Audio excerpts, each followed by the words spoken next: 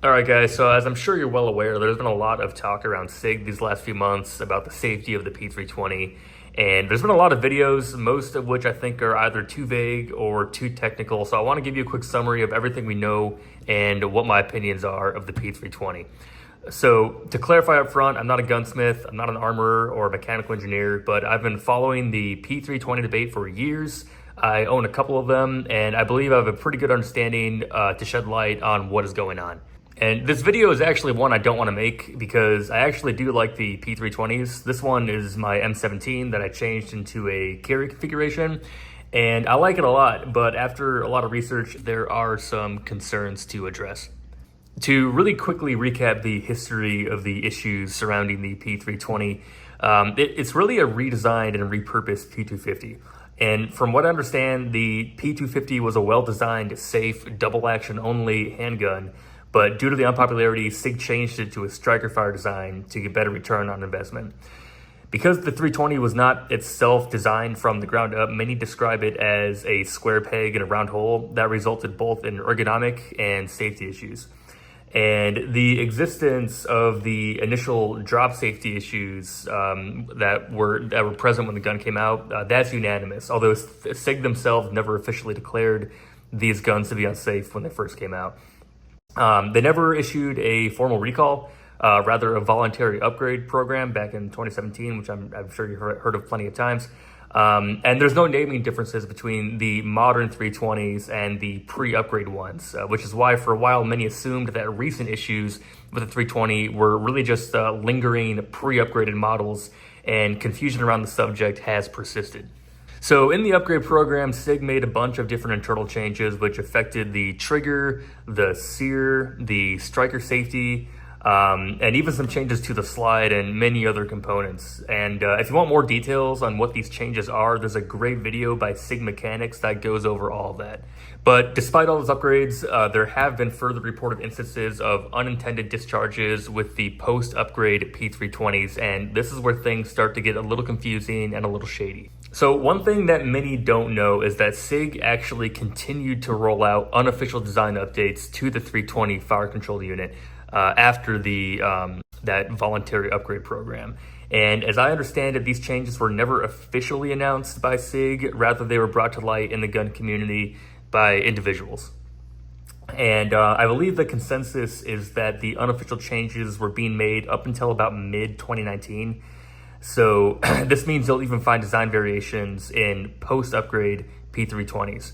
And from what I've gathered among the subject matter experts, these unofficial updates included further changes to the sear design and the trigger bar, as well as the striker safety lever return spring, which I'll explain a little bit more later. So as time has gone on, there's been more unintended discharges that have been reported, and that's just opened up more opportunities for investigators, if you will, to dig into what is going on. And in my research, I found a lot of good documentation on those incidents that have been reported, and in my opinion, some pretty damning evidence. So that's what I want to share with you now.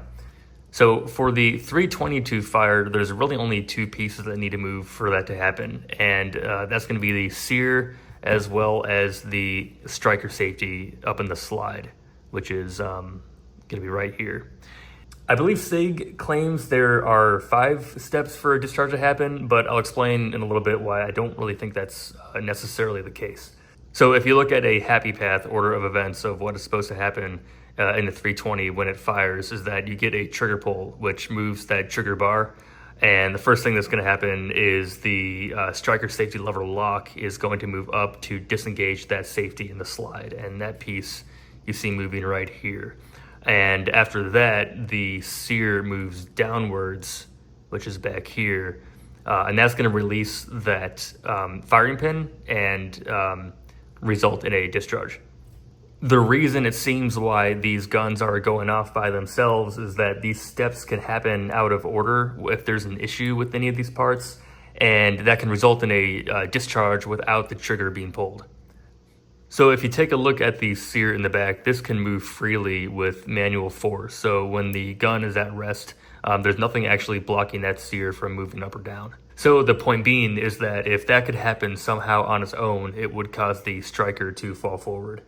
And investigations have shown that this can happen, especially with the old sear design that was actually still present in the post-voluntary upgraded 320s. So this sear, if you were to take this apart further, you would see, but the sear is right here, and what sits vertically beneath that sear are two very small springs. And it's been found that in many unintentionally discharged 320s, those sear springs got tangled, causing that sear engagement with the striker foot to be weak and unreliable. And you can see already that face of the sear is already very shallow. So there's not a lot of play for vertical movement with the striker foot, and it really requires 100% contact for this sear to do its job.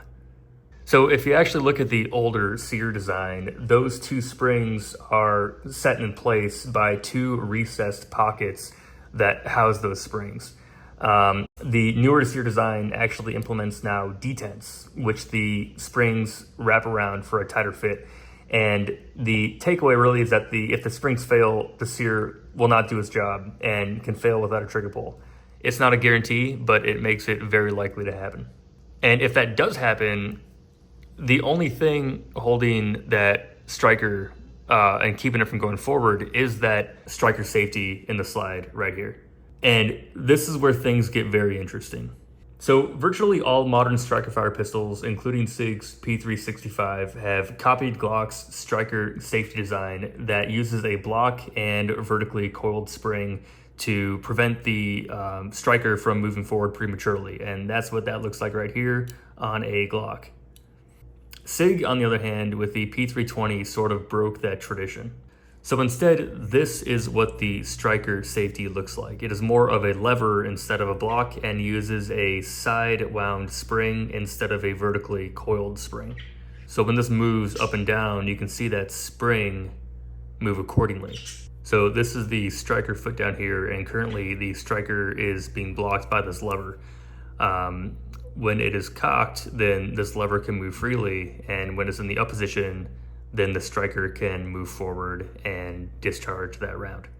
What seems to be a common theme with these unintentionally discharged 320s is that the spring has either lost contact at the top or the bottom with the lever. Other reports show lateral movement of that spring right here in the middle. Now, another reason that was causing this lever to fail was actually in the fire control unit, because that safety lever lock I mentioned earlier actually had its own separate spring that was responsible for the vertical movement. And sometimes that spring could also fail, causing this to be locked in the up position, meaning that the lever was stuck in the up position and was not actually blocking that striker. And I believe that was actually still present in the post-upgrade 320s that SIG actually changed as one of their undisclosed changes to the fire control unit's design. Another issue was with the older trigger bar design, which I also believe was still present in the post-upgrade 320s that they later changed undisclosed. And you see that when you move this striker foot, there's not a lot of play in the trigger or the safety lever lock, but there's still a little bit there. With the old trigger bar design, there was much more play, and what you could do is actually move this manually with the tool when the gun is fully assembled, and that safety lever lock would move all the way up to disengage that safety. So that means when the gun was fully assembled, you can take a tool and push down on that sear and cause a discharge. And there's actually a video, someone demonstrating that I've linked below as well. So with all that being said, many thought the safety would be a fix for all of that, because if the trigger can't move at all, then surely there's no way the gun can go up by itself. But that's not exactly true, because the safety isn't doing what you would typically expect on a normal firearm with a manual safety. And all this safety does is block the trigger from moving. So the sear and the safety lever lock, those can all move independently. And it basically acts as a 1911 grip safety or like a Glock trigger safety. And actually, in contrast with the P365, the manual safety blocks the sear from any kind of movement on that gun. And in my opinion, I mean, that's exactly what a manual safety is supposed to do. And also in 1911, the manual safety blocks both the sear and the hammer from moving. And on top of that, the grip safety on a 1911 blocks that trigger from moving, like I just said. So, comparing that to a 320, you really start to see, I think, some of the inherent design flaws. And to give you a more in-depth view of what is going on with the safety, you see this little detent at the back here. And when you flip that up, that is going to interface with a pocket in the trigger bar, and that is going to prevent the trigger from moving. Now, if you were to somehow have enough strength to pull this trigger all the way back despite that safety being engaged, the trigger bar will act as a disconnector. So when I push down on the disconnector, then the trigger can move freely, and it doesn't interact with the sear at all. So the safety, it does do its job from removing the trigger from the equation, but it still does not block the other internals from moving when that safety is engaged. So despite some of these issues or concerns, many have regarded the 320s made post-2019 to be safe.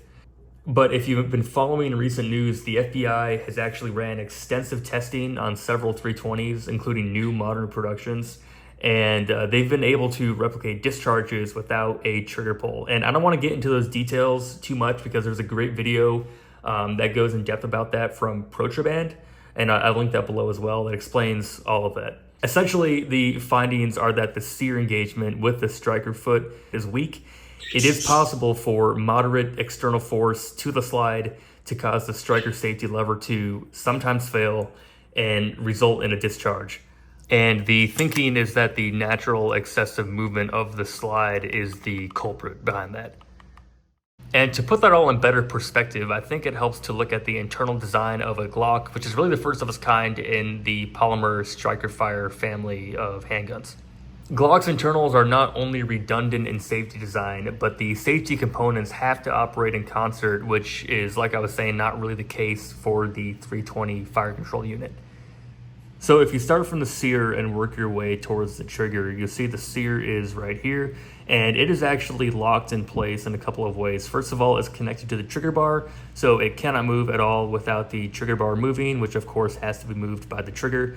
And there's also a cutout here in the trigger housing that interfaces with a slot that is part of the sear, which also prevents any kind of vertical movement of that sear. So this sear is locked in place at rest. Further up on the trigger bar, you see the striker safety lock, and for this to move, again, the trigger bar has to move.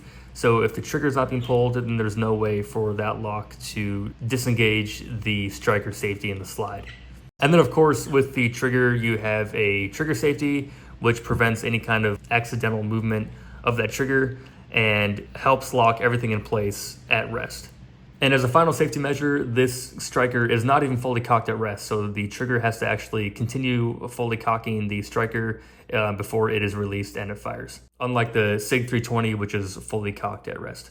I'm not saying every gun has to be a Glock, but in comparison, you can kind of see some of the ways that a Glock safe action system is more robust than a 320's.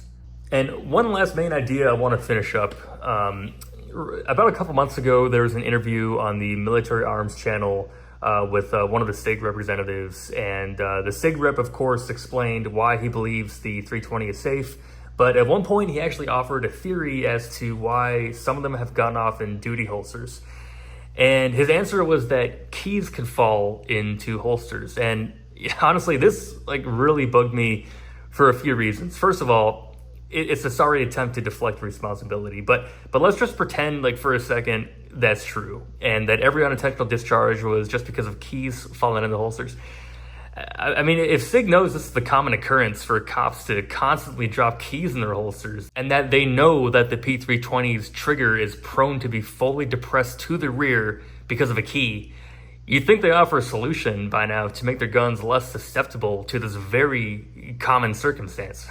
So, I mean, obviously they know that's not what's really happening here, and they're just, throwing something for people to go with.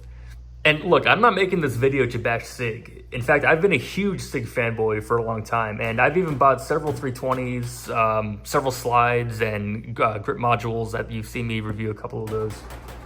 And I have largely liked these guns. Some criticisms from my first 320 video I made, but by and large, I've liked the 320. So I'm trying to be as objective as possible, and I have nothing to gain from claiming that the P320 is unsafe. In fact, up until the last few months, I've been defending SIG relentlessly when debating this topic with friends and whatnot. But, you know, when it comes to talking about safety and really life or death, I think ego and opinions and all that just go out the window. And I think the main takeaway is that even if the current 320 production is 100% safe, there's no doubt that the original 320 had a legit drop safe issue. And the fact that SIG did not do a recall should be a concern to everyone in the gun community. You know, not only that, but they continued making undisclosed internal design changes for several years. And all of these guns are still out there. And it's very hard for regular people to determine what exactly they have. You know, whether it's an original 320, a sort of like mid, like 2018, 2019 P320, or a, you know, modern one. And it's hard for people to know whether or not those are safe. So for example, like when Glock makes a change, you know, they make like very small internal changes and they'll designate it as a, you know, a Gen 3 or a Gen 4, you know, etc. But with SIG, we don't have any of that. So these are my thoughts. These are my findings. I just want to throw that out there. As of where things stand now, I can't support them or recommend their products to anybody, at least for a very long time. And in my opinion, if we can't trust them on this particular firearm, then we have no basis to trust them on anything else, which is why I would recommend avoiding their products and instead support, you know, more trusted gun brands. And, you know, in this day and age, the limits are endless for, you know, different kinds of firearms to own and carry and whatnot. So I just want to help people out there in case they're still on the fence. I read a lot of Reddit posts and see videos where people are unsure and just kind of speculating things. So I really want to make this like a quick, succinct video that gives you a high-level overview of all the findings I've come across and kind of guide you in the right direction if you are trying to get more into the weeds of all these details. So thanks for watching. I look forward to reading your comments, and I'll see you in the next video.